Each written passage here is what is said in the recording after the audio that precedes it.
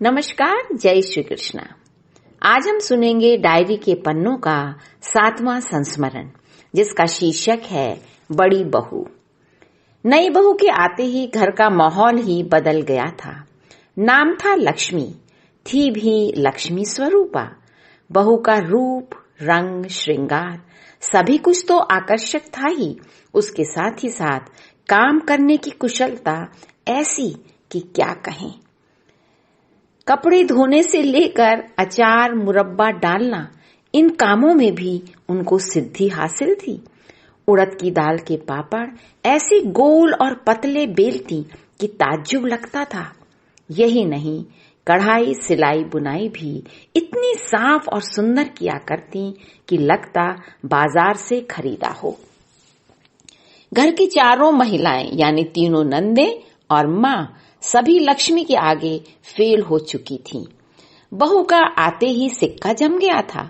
स्वाभिमान और गर्व की अनुभूति बहू के चेहरे पर झलकने लगी थी। लक्ष्मी ने घर के कई काम अपने हाथ में ले लिए थे। अड़ोस पड़ोस में लक्ष्मी की ख्याति फैलने लगी थी। यही नहीं, उसकी चटपटी बातों में भी सबको आनंद आता। काफी हंसमुख जो थीं। भैया तो दीवाने ही थे और पिताजी, उनको तो बड़ा गर्व होता था क्योंकि वो ही तो पसंद करके लाए थे। गोलगप्पों का तो ऐसा शौक था लक्ष्मी को कि गोलगप्पे वाले की रेड़ी घर के बगीचे में ही खड़ी करवा लिया करती। फिर नंदों और नई बहू में होड़ लगती कि कौन ज्यादा खा सकता है। रोजाना एक चकोतरा छीलकर नमक और लाल मिर्च अपने हाथ से मिलाकर सबको खिलाया करती और खुद भी चटकारे लेकर खाया करती थी। भैया के दोस्त तक उनके मुरीद हो गए थे। उन दिनों लड़की पढ़ी ना हो तो कोई बात नहीं, मगर घर गृहस्थी के कामों में और व्यवहार में कुशल होनी चाहिए, यही देखा करते। घर में 3 छोटी नंदे थीं, 16, 12 और 8 साल की। तीनों स्कूल पढ़ने जाती थीं। 2 देवर थे। पिताजी के साथ तीनों भाई दुकान जाया करते थे। माँ का इतना पूजा पाठ करना पिताजी को कभी भाता नहीं था। फिर भी हर समय घर में भगवान की घंटी बजने की आवाजें गूंजती रहती थीं। वो बहुत बड़ी कृष्ण भक्त थीं। वो बताया करती थीं कि वो तो सिर्फ भक्ति ही करना चाहती थीं। जबरदस्ती उनका विवाह करवा दिया गया। उनकी विवाह करने की इच्छा बिल्कुल न थी।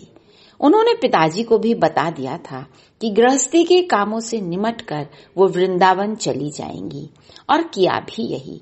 सब बच्चों की शादी के बाद से वो वृंदावन ही रहने लगी थी। बहू लक्ष्मी के आने के बाद से अम्मा और बेफिक्र हो गई थी। सुबह का नाश्ता अम्मा बनाया करती। पिताजी रोज झल्लाकर कहते, ये घंटी बजाना बंद करोगी? लाओ जल्दी नाश्ता, हमें दुकान जाने को देर हो रही है। कभी कभी तो वो गुस्से में मंदिर के कमरे का ताला भी लगा दिया करते। लक्ष्मी भी समझाती, माँ जी, आपके भगवान भाग न जाएंगे मंदिर से, मर्दों को दुकान भेजकर ही पूजा कर लिया करो। मगर वो सासी क्या जो बहू की मान ले। धीरे धीरे लक्ष्मी ने नाश्ते का काम अपने हाथ में लिया। तब शांति हुई और तभी से ससुर बहू की बहुत बनने लगी थी। अब पिताजी सारी बातों में सलाह लक्ष्मी से ही लेते। एक दिन पड़ोस से अशरफी आई और बोली, लक्ष्मी भाभी, मैं दाल पीस कर लाई हूँ। सुना है आप बहुत अच्छी मंगौड़ी तोड़ती हैं, मेरी तोड़वा दोगी?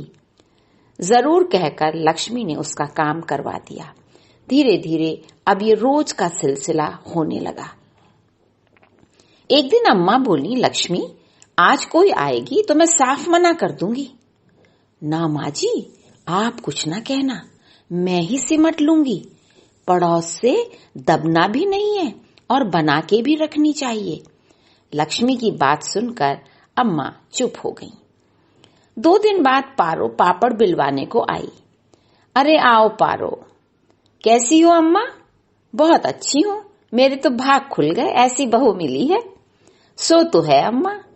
कहाँ है आज भाभी, दिख ना रही? हाँ, आज नंद भाभी सिनेमा देखने गई हैं। सुनते ही पारो अपना भगोना उठाकर घर की ओर चल दी। इसे कहते हैं सांप भी मर जाए और लाठी भी न टूटे। जब शादी के 2 बरस बाद लक्ष्मी पेट से हुई तो सुनते ही सबकी आंखों में चमक आ गई। सबसे छोटी नंद बीना तो खुशी से कूदने लगी।